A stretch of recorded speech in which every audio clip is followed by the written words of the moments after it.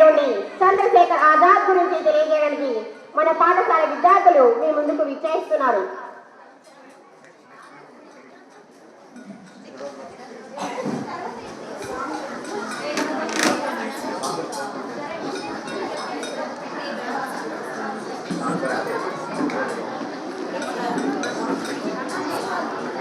చంద్రశేఖర్ చెప్పండి నాన్నగారు.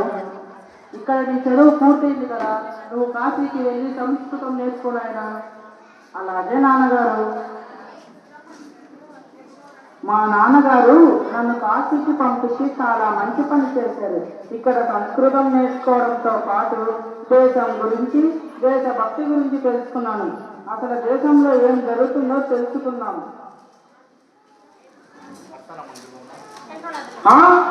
జలీనాబాద్లో జరిగిన దాడిలో లక్షలాది భారతీయుల రక్త పాపంతో మునిగి తేలారా.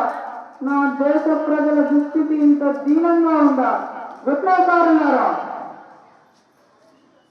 గాంధీ గారు ప్రారంభించిన సహాయ నిరాకరణ ఉద్యమంలో పాల్గొని మన దేశం కోసం ఏదైనా చేయాలి. పదండి. విదేశీ వస్తువుల బహిష్కరణ. ఏంటి ఈ దాడి? మా భారతదేశంలో ఈ విదేశీ వస్తువులు అమరాలు, వీటిని ధ్వంసం చేయండి.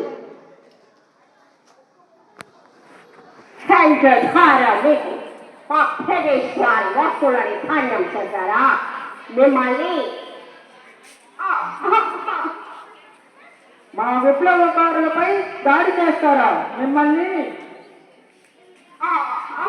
ఈ బ్రిటిష్ అధికారిని గాయపరిచిన విప్లవకారిని ఖండించండి. చీటిగురండి.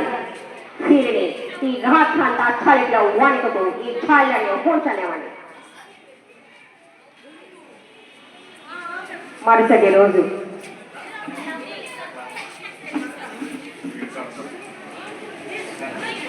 విప్లవకారుని ఒక్కొరే ప్రవేశపెట్టండి.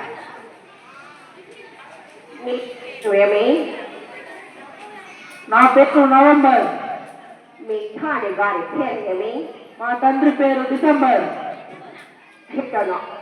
చెప్తున్నారు, ఇతనిని బంధించండి. రెండవ విప్లవకారిని ప్రవేశపెట్టండి. మీ పేరు ఏమి? నా పేరు ఆజాద్. మీ తాని గారి పేరు ఏమి? మా నాన్నగారి పేరు స్వేచ్ఛ. మీ ఇల్లు ఏది? నా ఇల్లు జైలు. హిట్లర్లు కూడా అబద్ధం చేస్తున్నారు. ఇతనికి 17 కొరడా దెబ్బలు శిక్షగా విధించండి.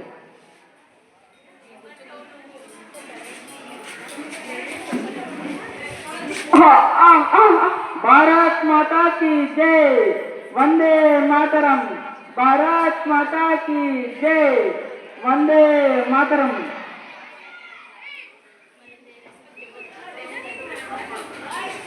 మిగతాని అంత కొట్టిన వీడిలో దేశభక్తి చావడం లేదు. వాటిని వేయండి. చంద్రశేఖర్, గాంధీ గారు సహాయ నిరాకరణ ఉద్యమాన్ని వివరించుకున్నారు.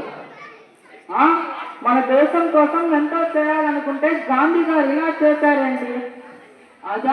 ఆజాద్ మనలాంటి విప్లవకారుల కోసం కాన్పూర్లో హెచ్ఆర్ఏ సంస్థను ప్రారంభించాము. నువ్వు ఆ సంస్థలో సభ్యుడిగా చేరవచ్చు. సరే, అయితే నేను హెచ్ఆర్ఏ సంస్థలో చేరి దేశం కోసం ఏదైనా చేసి తీరాలి. ఎవరు మీరు?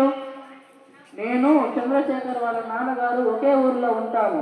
వారి తల్లిదండ్రులకు తినడానికి తిండి లేదు, కొనడానికి డబ్బులు లేవు. వాళ్ళ కోసం ఏదైనా ఇస్తారేమో అని వచ్చాను. ఓ, అలాగైతే మా హెచ్ఆర్ఏ సంస్థకు వచ్చిన చందాలో కొంత ధనాన్ని తీసుకోండి. ఏమైంది? మీ తల్లిదండ్రుల కోసం కొంత ధనాన్ని తీసుకున్నామని వచ్చాము ఆజాద్.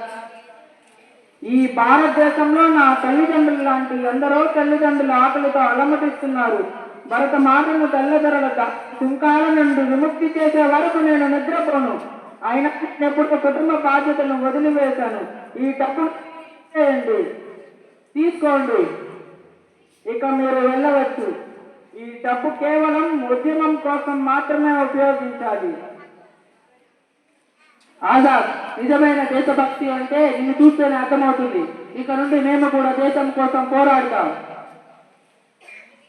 ఆఫీసర్ బ్రిటిష్ వారి ధనాన్ని దోచుకొని దేశ ప్రజలకు పంచి పెడుతున్నాడు. చాకచేత ఆజాద్ ఆదుకోండి. షూట్ చేయండి అతను.